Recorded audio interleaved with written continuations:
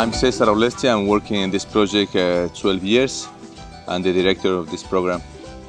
My name is Cedric, and I am the co-founder of UBELONG. And Cesar and I have been working together since 2009 when UBELONG Volunteers started coming here. Galapagos, in 4 islands, we have many different invasive plants, and in this place we are in the transition forest. We have a blackberry, we call mora.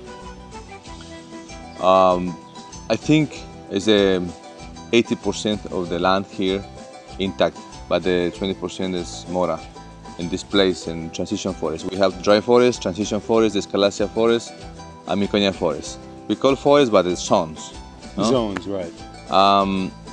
The idea is to kill the mora because it's in competition with endemic plants. In Galapagos we have endemic plants and natives, and we call introduce when people introduce this species, and now it's invasive. Another plant like mora is passion fruit and lantana camara. It's the same, we are trying to kill. Another plant is guava, but that's invasive is mora. I think the other plants is easy to kill because they don't have thorns or spines, but right. Mora is difficult because it's a nasty plant. Yeah, it's growing with branch, and then the seeds are dispersing because the birds are eating. Exactly, absolutely. You know, another question that we get a lot is why do we have a garden growing pineapples and bananas? Do you want to maybe explain that, Cesar, and why we do that? Yeah, we have in Galapagos 2 seasons, January to June and July to December, height and like foggy time. Right. So in the foggy weather. Yeah. So we have a garden. I'm trying to be self-sustainable, no? Because the big problem is when people depend from the mainland. They buy fruit from the mainland, the big ships on the airplanes. So the idea is to reproduce here, because every day if you buy food in the mainland, it's coming new species, invasive species. Right. You know, another thing that we get asked a lot is why does the project focus a lot on coffee growers? There's a lot of coffee growers in the area. Cesar, why don't you give us a little bit of many years ago, the people has a big plantation of coffee, and they changed the activity. So now it's like a forest. The big trees is giving only leaves. They don't have many beans. So the idea is to restore the plantation. We need to replant, and I think the idea is to give another alternative for the rest of the farmers to use or to reproduce coffee. Because many years ago the people was doing business with endemic plants. Right. They sell the wood. Right. So now the national park is protecting the native wood. Right. And also with the coffee growers, it's a way to show that coffee growers can still grow their coffee and sell it to make money and have a livelihood. But a lot of what we do to coffee growers is we help them plant endemic trees in their coffee farms because the coffee needs shade.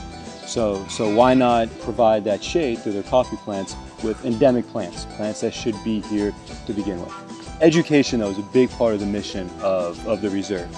There's the education of you, the volunteers. So usually every Friday we do a camineta. So Cesar or Lydia or somebody will lead a walk through the forest, and it's not just walking through the forest. It's learning about the trees that we're looking at, which are endemic, which are invasive, learning about the animals, the bugs, and all of that with the goal that when you, the volunteer, goes back home, you know about the issues on the Galapagos, and you can tell people about why the Galapagos is important, what are the issues facing them, and what they can do to try to keep this little slice of paradise intact.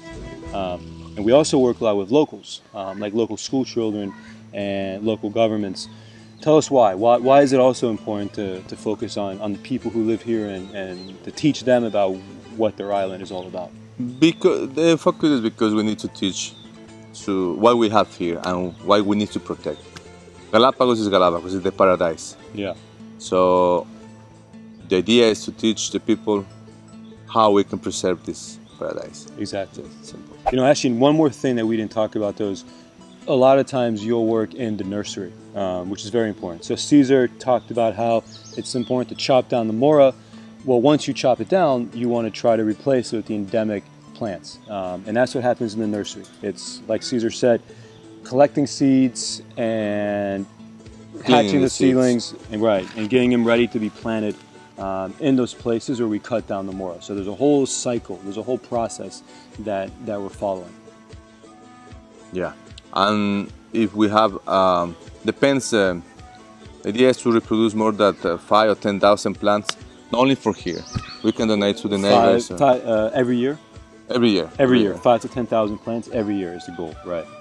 Right. Good. And again, it's just an incredible place. It's special. It's beautiful, and the people are wonderful.